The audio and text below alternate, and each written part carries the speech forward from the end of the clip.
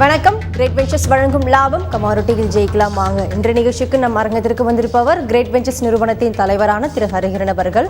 கமாரோட்டியில் ஜெயிப்பது எப்படி என்பது குறித்து நம்முடைய விளக்கம் அளிக்க இருக்காங்க. நேர்களே, நீங்கள் செய்ய வேண்டியவை டிவி ஸ்கிரீனில் ஃபிளாஷ் ஆகிட்டு இருக்க இந்த நம்பருக்கு டயல் செய்து உங்கள் கேள்விகளை கேட்கலாம். நீங்கள் தொடர்பு கொள்ள வேண்டிய தொலைபேசி எண்கள் 04430427777 அண்ட் 04430632994. வாங்க நிகழ்ச்சிக்கு போகலாம். வணக்கம் சார். வணக்கம். Last week overall market moments எப்படி இருந்தது? தென் சாட்டர்டே, அதாவது சனிக்கிழமை அன்று தங்கம் 352 விலைக்கு இன்க்ரீஸ் ஆகிருக்கு. ஒரே நாளில் அந்த உயர்வு கொடுத்துருக்கு. இதற்கு முக்கியமான காரணம் என்னவாயிருக்கும்? இதை பற்றி சொல்லுங்கள் சார். அன்றைக்கி ட்ரேடிங் எப்படி இருந்தது ஓவராலாக? ஆக்சுவலாக படிப்படியாக இறங்கிட்டு இருந்த கோல்டு வெள்ளிக்கிழமை அன்னைக்கு ஏறி முடிவடைஞ்சிருக்கு யூஎஸ் மார்க்கெட்டில். அதனை அடுத்து அப்படியே சனிக்கிழமை இங்கே இம்பேக்ட் இருக்கும், ஏஎம்ஃபிக்ஸ் மாறி இருக்கும். ஸோ ஃப்ரைடே மட்டும் ஏறினதுக்கு ஒரே ரீசன் என்ன அப்படின்னா, அகெயின் இந்த ஹவுசிங் டேட்டா கொஞ்சம் வீக்காக இருக்குது. இது நம்ம இப்படியே பேசிகிட்டே இருந்தோன்னா ஒரு நாள் வீக் ஒரு நாள் ஸ்ட்ராங்னு பேச வேண்டியதான். பட் என்னை பொறுத்தவரையில் அது டெக்னிக்கலாக பேசணும்னா இட்ஸ் பியோர் ரீட்ரேஸ்மெண்ட்னே சொல்லலாம். அந்த வகையில் இந்த வாரம் என்ன ஆகும், கண்டினியூவாக ஏறுமா இறங்குமான்னு கேட்டால், முதல் 2-3 நாள் சைட்வேவாக இருக்கும் மார்க்கெட். எஃப்ஓஎம்சி மீட்டில் இந்த வாரம் அகெயின் இந்த இன்ட்ரெஸ்ட் ரேட் ஹைக்கை பற்றி பேசியிருக்காங்க. அதை வச்சு மார்க்கெட் இன்னும் ட்ரெண்டு அப்போ ட்ரெண்டில் போதா இல்லை ரிவர்ஸ் ஆக போதா கன்ஃபார்ம் ஆகும். பட் என்னை பொறுத்தவரையில் மார்க்கெட் இந்த வாரம் பெருசாக ஏறத்துக்கான வாய்ப்புகள் இல்லை. சைட்வேவாக இருக்கலாம், இல்லை இறங்கலாம் மார்க்கெட். கோல்டை பொறுத்தவரையில், கோல்டு அண்ட் சில்வர் சார், எல்எம்இலேருந்து ஒரு இன்ஃபர்மேஷன் வந்திருக்கு. அதாவது என்ன சொல்லியிருக்காங்கன்னா, LME begins consultation to enhance physical delivery network and அதே சமயத்தில் LME propose rules to prevent market abuse at warehouse சொல்லியிருக்காங்க. இது என்ன, எதற்காக இது நியூஸ் வந்திருக்கு சார்? என்ன ரீசனுக்காக வந்திருக்கு? என்ன விஷயம் இருக்குது இதில்? எல்எம்இ அகெயின் இந்த எல்எம்இ ஸ்டாக் கண்ட்ரோல்ஸ் எந்த அளவுக்கு இருக்குது அப்படிங்கிறத பற்றி டிஸ்கஷன் தான் அது. It's a very day to day பேசிஸில் வரக்கூடிய டிஸ்கஷன்ஸ், சரிங்களா? ஸோ அந்த வகையில் ஓவரால் குளோபலாக இருக்கக்கூடிய டிமாண்ட் சப்ளை என்ன, அதோட இங்கே வரக்கூடிய ஃபார் எக்ஸாம்பிள் இன்றைக்கி எடுத்தோம் அப்படின்னா சைனீஸோட சிபிஐ டேட்டா வர இருக்குது. அதை வச்சு பேஸ் மெட்டல்ஸ் மேபி வேகமாக ஏறலாம், இல்லைனா சைட்வேவில் இருக்கலாம். அதுக்கு தகுந்த மாதிரி மார்க்கெட் இன்றைக்கி மார்னிங் ஃபர்ஸ்ட் ஹாஃப் பார்த்தீங்கன்னா ஃபர்ஸ்ட் ஒரு 2.5 ஹவர்ஸ்க்கு மார்க்கெட் சைட்வேவ் மார்க்கெட்டாக தான் இருக்கும். மதியம் எல்எம்இ மார்க்கெட் ஓப்பன் ஆகும்போது இந்த சிபிஐயோட டேட்டா அங்கே என்ன இம்ப்ளிமெண்ட் ஆகுதோ அது அப்படியே அந்த ஸ்டாக் லெவலில் பார்த்து எல்எம்இ த்ரோ பண்ணும். அதுதான் அதை பற்றி தான் டிஸ்கஸ் பண்ண. பட் மற்றபடி அதை பற்றி பெருசாக பேச வேண்டியது கிடையாது. Sir, oil rebounds on gold snap in US and Ukraine concern சொல்லியிருக்காங்க. க்ரூட் ஆயில் ட்ரெண்ட் என்னவா இருக்கும்? தென் க்ரூட் ஆயில் சரிய தொடங்கியிருக்கா சார்? க்ரூட் ஆயில் நேற்று இன்று அதிகாலை எடுத்து பார்த்தீங்கன்னா மார்க்கெட் ஏறி தான் முடிவடை. கிட்டத்தட்ட $1 பக்கம் மார்க்கெட் $1 பக்கம் ஏறி இருக்கு. என்ன ரீசனுக்காக ஏறி இருக்குன்னு பார்த்தோன்னா, அகெயின் கோல்டு மார்க்கெட் கொஞ்சம் ஏற ஆரம்பிக்கும் போது ஆப்வியஸாக யூஎஸில் கொஞ்சம் சப்ளை, ஏன்னா லாஸ்ட் வீக் ஃபுல்லாகவே எடுத்து பார்த்தோன்னா ஓவர் சப்ளைன்னு சொல்லிட்டு மார்க்கெட் ரொம்ப ஒரு $4-5 ஃபால் ஆச்சு. அகெயின் அதோட ரீட்ரேஸ்மெண்ட் லெவல் தான் இன்றைக்கி காலையில் டெக்னிக்கலாக சொல்லலாம்.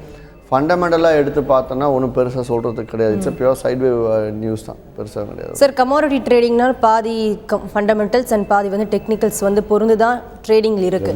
முழுக்க டெக்னிக்கல்ஸ் தான், ஃபண்டமெண்டல்ஸ். ஸோ ஒன்லி ஃபண்டமெண்டல்ஸ் கொஞ்சம் தான் இருக்குது. ஸோ டெக்னிக்கல்ஸ் தெரியாதவங்க, அதாவது பிகினர்ஸ் நுழைய வரவங்க டெக்னிக்கல்ஸ் பற்றி அவ்வளோ நாலேஜ் இல்லை. ஸோ டெக்னிக்கல்ஸ்க்காக நீங்கள் அஸ் அ கிரேட் வெஞ்சர் சார்பாக என்ன சலுகைகள் அவங்களுக்கு ஸ்பெஷலி தரீங்க சார்? டெக்னிக்கல்ஸ் புதுசாக வரவங்க இல்லை, ஈவன் 2-3 வருடம் மார்க்கெட்டில் இருக்கவங்க கூட டெக்னிக்கல்ஸ் அப்பப்போ கற்றுக்கிட்டே தான் இருப்பாங்க. சிலவங்க ஒரு சில டெக்னிக்கல்ஸ்லேயே ஃபுல்லாக இருக்கவங்கள போய் கேட்டிங்க அப்படின்னா அவங்க என்ன வேடிக்கையான ஒரு பதில் சொல்லுவாங்க. டெக்னிக்கலை பார்த்தோம் அப்படின்னா மார்க்கெட் கை விட்டு பணம் போகலை, புதுசாக கற்றுக்கிட்டே தான் இருக்கும்.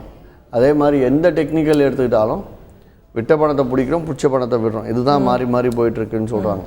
பட் அதை இன்னும் ஸ்மார்ட்டாக பண்ணுறதுக்கான வழி கிரேட் வெஞ்சர்ஸில் புதுசாக வரக்கூடிய கஸ்டமர்ஸ்க்கே, அதாவது டே 1லேருந்து வராங்கன்னா 3வது 4வது நாள்லேருந்தே லாஸ் பண்ணாமல் எப்படி ட்ரேட் பண்ணுறது அப்படிங்கிறதுக்கான டெக்னிக்கல்ஸ் தான் எவ்ரிடே அந்த போஸ்ட் மார்க்கெட் லெவல்ஸ் கொடுத்துருக்கோம். 10:15 10:30 மணிக்குள்ள ஒரு அளவுகள் கொடுக்கும்.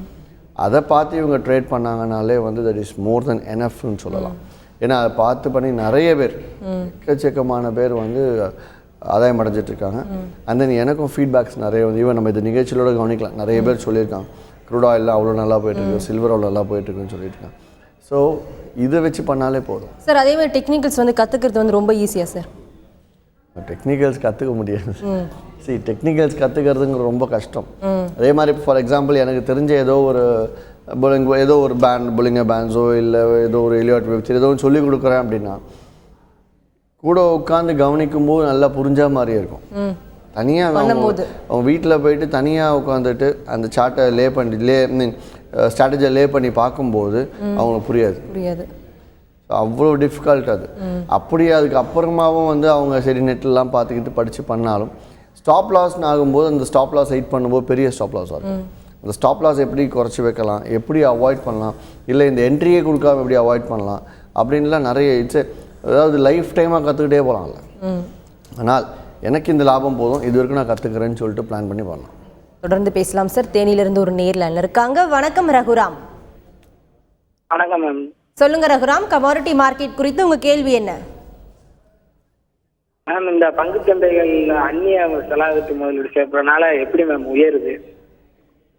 பங்குச்சந்தையில் வந்து அந்நிய செலாவணியால எப்படி ஏறுதுன்னு கேட்குறாரு. பங்குச்சந்தை அந்நிய செலாவணி செகண்ட் முழுக்க பொருட்சந்தைக்கான நிகழ்ச்சி இருந்தாலும் பேசிக் கொஸ்டின் தான் கேட்டிருக்கீங்க. அதாவது இந்திய பங்குச்சந்தையில் அந்நிய செலாவணி அப்படின்னா எஃப்டிஐஸ் ஃபாரின் டைரக்ட் இன்வெஸ்ட்மெண்ட்ஸோட ஃபண்ட் வந்து உள்ளே வருது.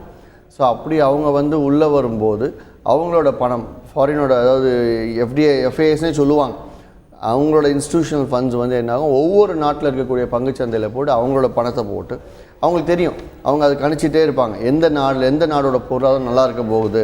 ஸோ அந்த நாட்டில் போயிட்டு நம்ம பங்குச்சந்தையில் முதலீடு செய்யலாம். ஸோ அந்த நாடோட பங்குகள் எல்லாமே உயரும்போது நம்ம லாபம் எடுக்கலாம்னு சொல்லிட்டு அவங்க உள்ளே வருவாங்க. ஸோ அவங்க உள்ளே வந்தாங்க அப்படின்னா அவங்களும் அதை பார்த்து பை பண்ண ஆரம்பிக்கும். ஃபார் எக்ஸாம்பிள் இப்போ நமக்குள்ளே ஒரு 1000 பேர் வாங்கணும்னா எஃப்டிஐ ஃபண்டு உள்ளே வருது அப்படின்னா வந்த உடனே நம்ம 1000 பேர் வாங்குற இடத்துல அவங்க 1 லட்சம் லாட் வாங்குவாங்க. அப்படியே 10-20 மடங்காக வாங்குவோம். அப்போ ஆட்டோமேட்டிக்காக வந்து ரைஸ் ஆக தான் செய்யும். அதனால் எஃப்ஐ ஃபண்ட் எப்போ உள்ளே வந்தாலுமே மார்க்கெட் வந்து ஐதர் மேலே போகும், இல்லை அவங்க வந்து எக்கானமி வீக்காக போகுதுன்னு தெரிஞ்சாலும் அதுக்கும் வந்து ஷார்ட் அடிப்பாங்க. ஸோ ரெண்டு பக்கமும் அவங்க ட்ரேட் பண்ணுறது உண்டு. ஸோ அதை வச்சு தான் வந்து மார்க்கெட் மேலே போய்ட்டு சார். நிறைய பேர் நினைச்சிட்டு இருப்பாங்க, அதாவது பங்குச்சந்தை என் பொருட்சந்தை ஒரே இதுதான் நினைப்பாங்க. ஆனால் பங்குச்சந்தை என் பொருட்சந்தை வேறுபாடுகள் என்ன இருக்குது, ரெண்டுத்துக்கு லிங்க் என்னவா இருக்கும் சார்? பங்குச்சந்தை பொருட்சந்தை ரெண்டுமே வேறு, டோட்டலி வேறுன்னு சொல்லலாம். எக்ஸ்சேஞ்சே வேறு. பங்குச்சந்தை வந்து பிஎஸ்சி என்எஸ்சி பிஎஸ்சிக்குள்ளே இருக்கும், national stock exchange and Bombay stock exchange கீழே இருக்கும். எம்சிஎக்ஸ் வந்து மல்டி கமாடிட்டி எக்ஸ்சேஞ்சு கீழே இருக்கும். ஸோ என்எஸ்சி பிஎஸ்சி கண்ட்ரோல் பண்ணுறது செபின்னு சொல்லுவோம், security exchange board of India. அது வந்து ஒரு government organisation, it's private organisation controlled by கவர்மெண்ட்னு சொல்லலாம். அண்ட் தென் எஃப்எம்சி எடுத்தோம் அப்படின்னா அகெயின் எஃப்எம்சியும் வந்து சென்ட்ரல் கவர்மெண்ட் ஆர்கனைசேஷன். ஸோ இவங்க வந்து எம்சிஎக்ஸை கண்ட்ரோல் பண்ணுறாங்க. பட் நெக்ஸ்ட் கொஞ்சம் டீப்பாக போனோம்னா ஸ்டாக் மார்க்கெட்டில் இந்தியாவில் இருக்கக்கூடிய முக்கிய நிறுவனங்களோட பங்குகள் எல்லாமே லிஸ்டோட இருக்கும். இவங்க அந்த நிறுவனத்தோட பங்குல போய் முதலீடு செய்வாங்க. ஆனால் கமாடிட்டி சந்தையில் அந்த நிறுவனம் இன்வெஸ்ட் பண்ணக்கூடிய பொருளில் இன்வெஸ்ட் பண்ணலாம். ரிலையன்ஸாக கச்சா எண்ணெய், ரிலையன்ஸ் ஸ்டாக் மார்க்கெட்டு, ரிலையன்ஸோட மேஜர் ப்ராடக்ட்டு கச்சா எண்ணெய் இங்கே எம்சிஎக்ஸ் க்ரூட் ஆயிலில் ட்ரேட் பண்ணலாம். ஸோ தட் ரிலையன்ஸ் கச்சா எண்ணெயில் இன்வெஸ்ட் பண்ணுறதை விட டேரெக்டாக ரிலையன்ஸ், அதாவது கச்சா எண்ணெய் நம்பி இருக்கக்கூடிய ரிலையன்ஸில் இன்வெஸ்ட் பண்ணுறது, கச்சா எண்ணெயில் இன்வெஸ்ட் பண்ணலாம் அப்படிங்கிறதான் கமாடிட்டியோட கான்செப்ட். ஸோ டேரெக்டாக பொருளில் இன்வெஸ்ட் பண்ணால் செயற்கையாக விலை மாற்றம் செய்ய முடியாது. என்ன ரீசன்னா கச்சா எண்ணெய்க்கு தனிப்பட்ட நபர் யாருமே கிடையாது முதலாளி அப்படின்ட்டு விலை மாற்றம் செய்யறதுக்கு செயற்கையாக. தங்கம் வெள்ளிக்கும் யாருமே கிடையாது, இயற்கை எரிவாயுக்கு யாருமே கிடையாது. இதெல்லாமே வந்து ஒரு அன்றாட வாழ்க்கைக்கு தேவையான அடிப்படையான விஷயம்னால தனிப்பட்ட நபர் கண்ட்ரோல் இல்லை அப்படிங்கிறதுனால இந்த கமாடிட்டிஸ்லாம் நம்ம இங்கே சூஸ் பண்ணோம். அதுவும் இல்லாமல் அங்கே எடுத்து பார்த்தோன்னா கிட்டத்தட்ட 3000 ஸ்டாக்ஸ் இருக்கும். கமாடிட்டிஸில் முக்கியமாக 9 கமாடிட்டி மட்டும் தான் ஃபோக்கஸ் பண்ண போகிறோம். ஸோ அதே ஸ்டாக் மார்க்கெட் 3 மணிக்கு முடிஞ்சிடும், கமாடிட்டி மார்க்கெட் நைட் 11:30 மணி வரல இருக்கும். ஸ்டாக் மார்க்கெட்டில் வந்து ஒரு கம்பெனியோட ஷேரோட காஸ்ட் வந்து 0 வரைக்கும் போகலாம். பட் கமாடிட்டி மார்க்கெட்டில் 2700 வித்துட்டு இருக்கிற தங்கத்தோட 0 போக போதா, இல்லை 1300 போக போதா கிடையாது. 2300 வாய்ப்புகள், 2500 வரும். ஸோ இந்த மாதிரி ஒரு ஹியூமன், ஒரு சாதாரண ஒரு மனிதன் ஒரு பொருளோட விலையை ரொம்ப ஈஸியாக கணிச்சிடலாம். ஆனால் நிறுவனத்தை கணிக்கிறது கஷ்டம். அதுதான் ஸ்டாக் மார்க்கெட்டும் கமாடிட்டிஸ்க்கு இருக்க வித்தியாசம். தொடர்ந்து பேசலாம் சார். நெக்ஸ்ட் காலர் லைன்ல இருக்காங்க. வணக்கம் ரமேஷ். வணக்கம் மேடம், சார்கிட்ட பேசலாம். பேசுங்க ரமேஷ். சார் நம்ம வந்து இப்போ எவ்வளோ இண்டிகேட்டர்ஸ் சார் இருக்கும்? எனக்கு வந்து இந்த ஆர்எஸ்எல் அடுத்த கொஸ்டின் பார்த்தீங்கன்னா டோட்டலாக எவ்வளோ இண்டிகேட்டர்ஸ் இருக்கு. தென் செகண்ட் கொஸ்டின் பார்த்தீங்கன்னா நம்ம ஆர்எஸ்ஐ வந்து பிலோ 20 கீழே வரும்போது அகைன்ஸ்ட் மேல அடிக்கும் போது புல் பவுன்ஸ் ஆகுது. ஏன் சார் நம்ம ஆத்திரமா இல்ல எப்படி அந்த இது நடக்குது? RSI கீழே 30 டச் பண்ணிட்டு அகைன் மேல வரும்போது ஆட்டோமேட்டிக்கா வந்து பவுன்ஸ் நமக்கு ஒரு பாயிண்ட் கிடைக்குது. குட் ஆயில்னா ஒரு 10 பாயிண்ட், ஒரு 15 பாயிண்ட், ஸோ இந்த மாதிரி கிடைக்குது. இதை நம்மளா உருவாக்குறோமா, நம்ம அந்த ஸ்ட்ராட்டஜியை ஃபாலோ பண்றாலே இல்ல எப்படி நடக்குது? அதை மட்டும் எனக்கு சொல்லுங்க சார்.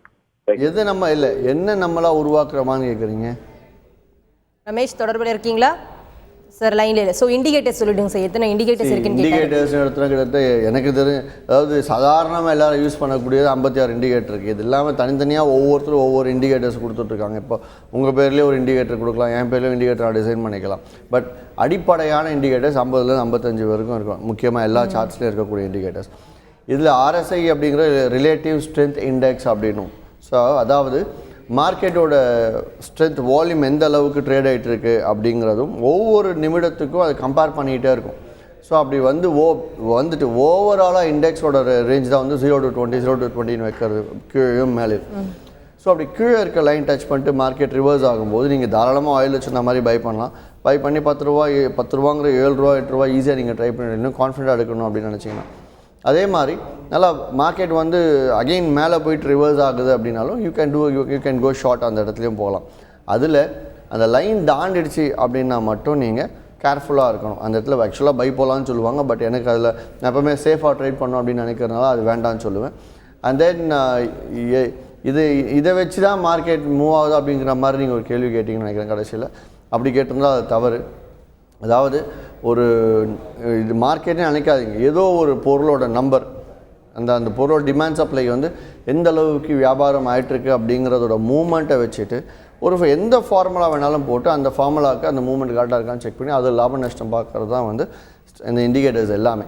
ஸோ அதனால் நீங்கள் இதை வச்சு ஒரு இண்டிகேட்டரை வச்சு மார்க்கெட் டிரைவ் ஆகாது. இண்டிகேட்டரில் மார்க்கெட் ஏறுன்ற மாதிரி இருந்துச்சுன்னா மார்க்கெட் ஏறும், அப்படி தான் எடுத்துக்க முடியும். நீங்கள் ஸோ அதை சார்ந்து ட்ரேடிங் இருக்காது, அதை மார்க்கெட் இருக்காதுன்னு சொல்ல வரீங்க. அவர் என்ன கேட்டாருன்னா ரிலேட்டிவ் ஸ்ட்ரென்த் இண்டெக்ஸால தான் மார்க்கெட் மாறுதான் கேட்குறாரு. இல்லை அதனால் மாறாது. எனி டெக்னிக்கல்ஸ் சார்ட்டு மாறும் அப்படிங்கிற மாதிரி இருந்துச்சு அப்படின்னா தகுந்த மாதிரி அங்கே மாற்றம் நடக்கும். ஆனால் சார்ட்டால் மாற்றம் நடக்குங்கிறது தப்பு. சார் தொடர்ந்து பேசுவோம். மதுரையிலேருந்து ஒரு நேர் லைனில் இருக்காங்க. வணக்கம் சங்கர். வணக்கம் மேடம், நான் 2 கேள்வி கேட்கணும் சார். சொல்லுங்க சங்கர். சார், நீங்க கொடுக்குற 10:15 மணிக்கு கொடுக்குற லெவல்ஸ் வந்து குரூட் ஆயில்ல நான் பண்ணிட்டு இருக்கிறேன். மேக்சிமம் லெவல்ஸ் படி 7 பாயிண்ட் கிடைக்கிறது. உங்க லெவல்ஸ் பத்தி நீங்க தான் சில விஷயங்கள் அனலைஸ் பண்ணுவீங்க. எனக்கு ஒரே ஒரு டவுட் சார். அதாவது சில நேரங்களில் வந்து பை என்ட்ரியில 7 பாயிண்ட் கொடுக்காம ரிவர்ஸ் ஆகும். அந்த நேரத்தில் பாத்தீங்கன்னா செல் என்ட்ரியில 7 பாயிண்ட் கண்டிப்பா கொடுத்துருது. அதே மாதிரி ஏதாவது ஒரு வருஷத்துக்கு ஒரு தடவை சில பை என்ட்ரிலையும் 7 பாயிண்ட் கொடுக்காம செல் என்ட்ரிலையும் 7 பாயிண்ட் கொடுக்காம இருந்திருக்குதா அப்படிங்கிறது ஒரு நீங்க அனலைஸ் பண்ணிருப்பீங்க. அது ஒரு வருஷத்துக்கு அப்படி எத்தனை தடவை வந்திருக்குது அப்படிங்கிறது சொல்லணும். ஒண்ணு, தந்தி டிவிக்கு ரொம்ப நன்றி. எங்களுடைய பேரையும் ஊரையும் போடுறீங்க, எங்களுடைய நம்பரையும் நீங்க போட்டீங்கன்னா எங்களுக்கு வந்து ரொம்ப யூஸ்ஃபுல்லா இருக்கும். நிறைய எக்ஸ்பீரியன்ஸான ஆட்கள்லாம் பேசுறாங்க. அவங்களுடைய கான்டாக்ட் நம்பர்ஸ் எங்களுக்கு கிடைச்சதுன்னா எங்களை மாதிரி புதுசா ட்ரேட் பண்ணவங்க அவங்களோட தொடர்பு கொண்டு அவங்களோட அனுபவத்தை பகிர்ந்துக்கிடுவோம் அப்படிங்கிறதுக்காக தந்தி டிவிக்கு ரெக்வெஸ்ட் பண்ணி கேட்டுக்கிறேன் சார். ரொம்ப நன்றி சங்கர். ஓகே சார், சொல்லுங்க சார். ஏதாவது லெவல்ஸ் வந்து 2 பக்கம், அதாவது நீங்கள் சாமர்த்தியமாக பண்ணிட்டு இருக்க சந்தோஷமான விஷயம். 2 பக்கமும் ஸ்டாப் லாஸ் ஹிட் ஆகிறது உண்டா அப்படிங்கிறது. தட் இஸ் பை என்ட்ரி கொடுத்து 7 பாயிண்ட்டும் கிடைக்காம செல் என்ட்ரி கொடுத்து 7 பாயிண்ட்டும் கிடைக்காம போகிறதுக்கு வாய்ப்புகள் இருக்கா அப்படின்னு சொல்லிட்டு கேட்குறீங்க. கண்டிப்பாக வாய்ப்பு இருக்குது. 2 பக்கமும் ஸ்டாப் லாஸ் எனக்கு தெரிஞ்சு 2 மாதத்துக்கு ஒரு முறை நடந்துகிட்டு தான் இருக்குது. சம்டைம்ஸ் மாதத்துக்கு ஒரு முறையும் நடக்கிறது உண்டு. ஆனால் நீங்கள் பை சைடு அதே வந்து 5 நாள்லேருந்து 5 நாள் பை சைடும் லாபம் கொடுக்கும், செல் சைடும் லாபம் கொடுக்கும். அந்த லாபத்தை சேர்த்து வச்சு 2 பக்கமும் வரும்போது லாபத்தை சேர்த்து வச்சு தான் நம்ம அந்த 1-2 ஸ்டாப் லாஸ்க்கு நம்ம விடுறது. அதனால் தொடர்ந்து நீங்கள் இதை பண்ணுங்கள். பட் கண்டிப்பாக வந்து 2 பக்கம் ஸ்டாப் லாஸ் ஹிட் ஆகும். மேலும் பேசும் சார். திருப்பூர்லேருந்து ஒரு நேர் லைனில் இருக்காங்க. வணக்கம் கண்ணன். வணக்கம் மேடம், சார்ட்ட பேசுகிறேன். பேசுங்க கண்ணன். Okay sir. சார் வணக்கம் சார். வணக்கம், சொல்லுங்கள். கண்ணனுங்க, திருப்பூர். வணக்கம். உங்கள் கிளைண்ட்டுங்க சார். சார் நேச்சுரல் கேஸ் வந்து பை பண்ணி வச்சுருக்கேங்க சார். சரிங்க. எந்த விலையில்? 63ல பண்ணேன் சார். இப்போ எப்படி சார் இருக்குன்னு ஹோல்ட் பண்ணலாங்களா இல்லை வெளியே வந்துடலாங்களா? இன்னைக்கு ஏதாவது 269 ரூபா 40 காசு கீழே மார்க்கெட் வந்துச்சு அப்படின்னா அந்த 6 ரூபா லாபத்தில் நீங்கள் கட் பண்ணிட்டு வெளியேடுங்க. ஃப்ரெஷ்ஷாக வேணுனாலும் நீங்கள் இன்ட்ராடேக் செல்லிங் எடுத்து ஒரு ரூபா லாபத்தை எடுத்துட்டும் வெளியாகலாம். இல்லை 275 ரூபா 40 காசுக்கு மேலே மார்க்கெட் ஓப்பன் ஆகி ட்ரேட் ஆகிட்டு இருக்கு அப்படின்னா அந்த பையை ஹோல்ட் பண்ணி நீங்கள் 278 ரூபா வரைக்கும் நீங்கள் போய் வெயிட் பண்ணி மொத்தமாக புக் பண்ணிக்கலாம். நன்றி. தொடர்ந்து பேசும் சார். திருப்பூர்லேருந்து அடுத்த நேர் லைனில் இருக்காங்க. வணக்கம் ராதாகிருஷ்ணன். ஹலோ, சொல்லுங்க ராதாகிருஷ்ணன், கமோடிட்டி மார்க்கெட் குறித்து கேள்வி கேளுங்க. பேசுங்க ராதாகிருஷ்ணன். சார், இந்த ஓப்பன் இன்ட்ரெஸ்ட்னா என்னங்க? அந்த ஓப்பன் இன்ட்ரெஸ்ட்டை மட்டும் வச்சு மார்க்கெட்டை ப்ரெடிக்ட் பண்ண முடியுமா முடியாதுங்களா? நான் டிவி பார்த்துக்கேன். ஓகே. ஓப்பன் இன்ட்ரெஸ்ட் அப்படின்னா நீங்கள் வாங்கிட்டீங்க, விற்காமல் இருக்கீங்க. அதே நான் விற்றுட்டேன், நான் வாங்காமல் இருக்கேன். அதாவது நீங்கள் லாங் போயிட்டு ஓப்பனில் இருக்குது பொசிஷன், நான் ஷார்ட் போயிட்டு பொசிஷன் ஓப்பனில் இருக்குது. ஸோ இப்போ ஓப்பன் இன்ட்ரெஸ்ட் எடுத்தீங்க அப்படின்னா 2, சரிங்களா? அதாவது உங்களது ஓப்பன் பொசிஷன், எந்த ஒரு ஓப்பன் பொசிஷன், இது ரெண்டும் எடுத்து பார்த்தா 2ன்னு சொல்லலாம். ஸோ இதுதான் ஆனால் இந்த ஓப்பன் இன்ட்ரெஸ்ட்டை வச்சு நீங்கள் கணிக்க முடியுமான்னு கேட்டால் கண்டிப்பாக கணிக்க முடியாது. ஏன்னா அதில் எத்தனை பேர் லாங்கில் இருக்காங்க, எத்தனை பேர் ஷார்ட்டில் இருக்காங்கன்னு உங்களுக்கு தெரியாது. அதை வச்சு நம்ம ஒரு குழப்பத்தில் தான் இருப்போம். அதனால் அதை வச்சு கணிக்காதீங்க. நன்றி. Sir, Libya's biggest oil field to resume pumping by tomorrow சொல்லியிருக்காங்க. ஸோ டுமாரோ க்ரூட் ஆயிலில் என்ன இம்பாக்ட் இருக்கும் இந்த நியூஸ்னால? ஃபால் ஆகலாம். அதிகமான ப்ரொடக்ஷன் கொடுக்குறேன் அப்படிங்கிற மாதிரி இருந்துச்சா இன்னும் ஆயில் ரேட்டுக்கு குறையலாம், அவ்வளோதான். தொடர்ந்து பேசலாம் சார். காஞ்சிபுரத்துலேருந்து அடுத்த நேர் லைனில் இருக்காங்க. வணக்கம் பாலாஜி. வணக்கம் மேடம். சொல்லுங்க பாலாஜி. சார் கிட்ட பேசுறேன் மேடம். பேசுங்க பாலாஜி, சொல்லுங்க. வணக்கம் சார். ஆன்லைன்ல இப்போ மார்ச்ல இருந்து எடுத்துறேன்னு சொல்லிட்டு இருக்காங்க சார், வெளியில பேசிட்டு இருக்காங்க. அது உண்மையா சார்? ஆன்லைன்ல சில்வர் என்ன கமாடிட்டி எடுத்துறேன்னு பேசிட்டு இருக்காங்க வெளியே. இது எடுக்கிறதாவா? மார்ச்ல இருந்து எடுத்துறேன்னு சொல்லிட்டு கேள்விப்பட்டேன் சார். அதெல்லாம் உண்மைதானுங்களா? ஆன்லைன்ல எடுத்துறாங்களா? சரி, இது சென்ற வருடம் வந்த ஒரு செய்தி, ரொம்ப லேட்டாக கேட்டிருக்கீங்க. அதாவது NSCL national stock exchange spot exchange limited பிரச்சனை ஆனப்போ அதனால் அந்த பாதிப்பு MCXக்கும் வரலாம் அப்படிங்கிற ஒரு செய்தி இருந்துகிட்டு இருந்தது.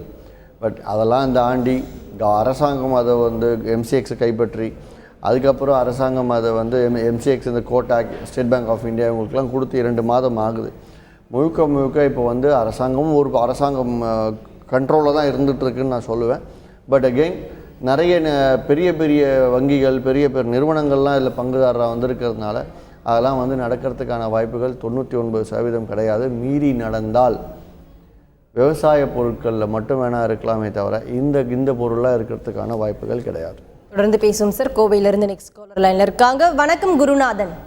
வணக்கம் மேடம். சார்கிட்ட கொஞ்சம் பேசுங்க குருநாதன். வணக்கம் சார்.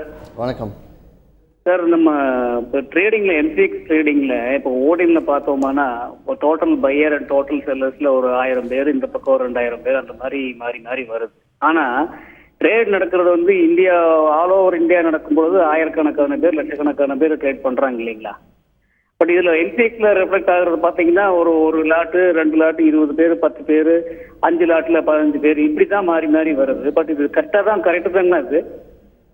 சி, அந்த ஃபிகர்லாம் மாற்ற முடியாதுங்க. ஆக்சுவலாக அங்கே என்ன நம்பர் பார்க்குறோம், அந்த நம்பர் கரெக்டு தான்.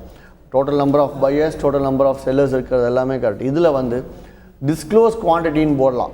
அந்த டிஸ்க்ளோஸ் குவான்டிட்டி போட்டாங்கன்னா கண்ணுக்கு தெரியாது. ஃபார் எக்ஸாம்பிள் நீங்களே ஆர்டர் போடும்போது F1 F2ல் DIS.QTYன்னு இருக்கும், அதான் டிஸ்க்ளோஸ் குவான்டிட்டி. நீங்கள் அதில் போய்ட்டு நீங்கள் இங்கே ஒரு லாட்டு கணக்கில் வச்சுட்டு ப்ரைஸில் அங்கே டிஸ்க்ளோஸ் குவான்டிட்டி 5 போட்டிங்கன்னா அந்த 5 உங்களுக்கு FIல காட்டவே காட்டாது. அண்ட் தென் ஸ்டாப் லாஸ் யாராவது போட்டுனா அந்த ஸ்டாப் லாஸும் காட்டாது. அதனால தான் நீங்கள் அதை பார்த்தே ட்ரேட் பண்ணக்கூடாது அப்படின்னு நான் சொல்லுவேன். சார், தொடர்ந்து பேசுவோம். நாமக்கல்லிருந்து ஒரு நேர் லைனில் இருக்காங்க. வணக்கம் கார்த்திகேயன். வணக்கம் கார்த்திக் சார். அவர் லைனில் நெக்ஸ்ட் காலர் லைனில் இருக்காங்க சேலத்திலிருந்து. வணக்கம் ஹேமந்த். வணக்கம் மேடம். ஹரிஹரன் சார்கிட்ட பேசணும். பேசுங்க ஹேமந்த். சார், சில்வரோட ட்ரெண்ட் இன்னைக்கு எப்படிங்க சார் இருக்கும்? தொடர்ந்து வீழ்ச்சியாவே இருக்கு. ஸோ ஃப்ரைடே கொஞ்சம் ஏறி நின்றுச்சு. இன்னைக்கு எப்படி இருக்கும் மார்க்கெட்? ஏறி இருக்குமா இல்லை இன்னும் இறங்குமா? மார்க்கெட் இன்னைக்கு ஓப்பனிங் கொஞ்சம் இறங்கின மாதிரி தாங்க ஓப்பன் ஆகும். அந்த வகையில் 34,140க்கு இறங்குச்சு அப்படின்னா நீங்கள் ஷார்ட் போனீங்கன்னா முதல் டார்கெட் 33,811 இருக்குது. அதாவது கிட்டத்தட்ட 300 ரூபா லாபத்துக்கு இருந்தாலும் ஒரு 100-120 ரூபா லாபத்தில் வெளியாகிறது நல்லது. அதே வெள்ளி இன்றைக்கி 34,969க்கு மேலே ஏறி ட்ரேட் ஆச்சுன்னா ஃபார் எக்ஸாம்பிள் ஈவினிங் மார்க்கெட்டில் பை பண்ணலாம். அப்படி பை பண்ணிங்க அப்படின்னா அதே 100-120 ரூபா லாபத்தை எடுத்துகிட்டு நீங்கள் வெளியாகலாம். சார், இன்றைக்கி பேஸ் மெட்டல்ஸில் காப்பர் அண்ட் ஜிங்க் ட்ரேடிங்கில் செல் பண்ணலாமா இன்னைக்கு? காப்பர் ஜிங்க் இன்னைக்கு செல் பண்ணலாமா கடைசி ஃபஸ்ட்டு அந்த இந்த பீரியடில் வேண்டாம். ஏன்னா பேஸ் மெட்டல்ஸ் வந்து இன்னைக்கு first market opening first half வந்து மிக்ஸ்ட் ரேட் தான் இருக்கும். ஏன்னா அந்த சிபிஐ டேட்டா வரணும், CPI data Chinese CPI data வந்ததுக்கு அப்புறம் தான் மார்க்கெட் மூவ்மெண்ட் கிடைக்கும். ஸோ எல்லாமே இன்வென்ட்ரி வர வரைக்கும் அதில் என்ட்ரி கொடுக்க வேணாம்னு சொல்லுவேன் நான். சார் அதேமாதிரி ஜிங்க் பற்றி ஒரு நியூஸ் வந்திருக்கு. என்னென்னா zinc climbs for third day as US China demand outlook improve சொல்லியிருக்காங்க. ஸோ ஜிங்கோட இம்பேக்ட் வந்து என்னவா இருக்கும், தென் அப்ட்ரெண்ட் வர வாய்ப்பு எந்த அளவுக்கு இருக்குது? அதாவது யூஎஸ் டேட்டா லாஸ்ட் வீக் பெட்டராக இருந்துச்சு, சைனீஸ் டேட்டா பெட்டராலாம் இல்லை. சைனீஸ் டேட்டா பெட்டராக இருக்குன்ற மாதிரி 1-2 செய்தி வெளியே உடனே வந்து அதை வச்சு ஜிங்க் ஏறுது அப்படிங்கிற வந்து நம்ம தகுந்த விஷயம் கிடையாது. கொஞ்சம் பொறுத்திருந்து தான் பார்க்கணும். அதனால் நம்ம ஜிங்கில் வந்து பைலாம் போயிடக்கூடாது. சார் கிரேட் வெஞ்சர்ஸில் வந்து இன்வெஸ்ட் பண்ண நினைக்கிறவங்க அதாவது மந்த்லி எவ்வளோ ப்ராஃபிட் எடுக்கலாம் இப்படி ப்ரூஃப் பண்ணியிருக்கீங்க நீங்கள்? ஏதாவது ரெகுலரான விஷயம் மந்த் ஆன் மந்த் ஒவ்வொரு மாதமும் உங்களோட முதலீடில் 8-10% சுலபமாக எடுக்கிறதுக்கான மொத்த ட்ரைனிங், பெரிய அளவு ட்ரைனிங்லாம் கிடையாது, ரொம்ப சுலபமான ட்ரைனிங் தான் எல்லாமே கிரேட் வெஞ்சர்ஸில் கொடுத்துட்ருக்கோம். இது இல்லாமல் இப்போதைக்கு இருக்கக்கூடிய ஒரு 16,500க்கும் மேற்பட்ட வாடிக்கையாளர் இருந்தும் ஆக்டிவாக ட்ரேட் பண்ணுறவங்க ஒரு 5,000 பேர் இருப்பாங்க. அந்த 5,000 பேரில் குறைஞ்சது 3,000 பேராக இந்த லெவல்ஸை பார்த்து ட்ரேட் பண்ணி உபயோகப்பட்டு மாதம் 8-10% எடுக்கிறாங்களோ இல்லையோ, லாஸ் ஆகிறாங்களோ இல்லையோ, 5-7% சாதாரணமாக எடுத்துகிட்டு இருக்காங்க. ஆவரேஜாக சொல்கிறேன். சாமர்த்தியம் இருக்கவங்க 15% எடுக்கிறாங்க, 20% எடுக்கிறாங்க. எல்லாமே நிதானம் தான் முக்கியம். மேலும் பேசும் சார். அடுத்த நேர் லைனில் இருக்காங்க. வணக்கம் கோகிலா. Good morning sir. சொல்லுங்க கோகிலா. நேச்சுரல் கேஸ்ல ட்ரெண்ட் ஏறதுக்கான சான்சஸ் என்ன இருக்கா சார்? கோகிலா கேள்வி என்னன்னு அகைன் கேளுங்க. நேச்சுரல் கேஸ் இன்னைக்கு பை பண்ணலாமா சார்? நேச்சுரல் கேஸ் 275 rupees 40 பைஸ்க்கு மேலே போச்சுன்னா பை பண்ணுங்கள், ₹1 லாபத்தில் வெளியாகுங்க. அதே வந்து 269.40 கீழே இருந்துச்சுன்னா செல் போங்க, அதே ₹1 லாபத்தில் வெளியாகும். சார் இது வரைக்கும் ட்ரேடர்ஸ் இருக்கிறாங்க, அதாவது கிரேட் வெஞ்சர்ஸ்க்குன்னு ஒரு ட்ரேடர்ஸ் இருக்காங்க, அவங்களாம் ஃபீட்பேக் என்ன சொல்கிறாங்க சார்? ட்ரேடிங் பண்ணி பெஸ்ட்டாக கொடுத்துருக்க ப்ராஃபிட் எடுத்துகிற பிறகு பற்றி எங்கிட்டே கேட்டிங்கன்னா நல்லா தான் சொல்லுவேன்.